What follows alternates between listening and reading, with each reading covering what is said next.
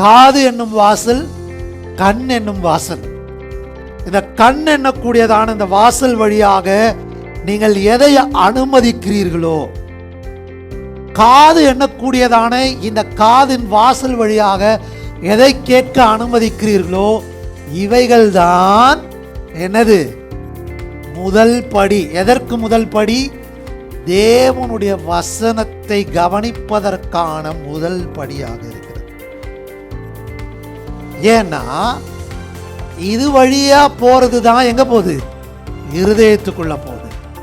அதனால தான் சொல்றேன், நம்மளுடைய காதுகளையும் கண்களையும் நம்ம ரொம்ப கவனமா நம்ம என்ன பண்ணணும்? we need to watch out.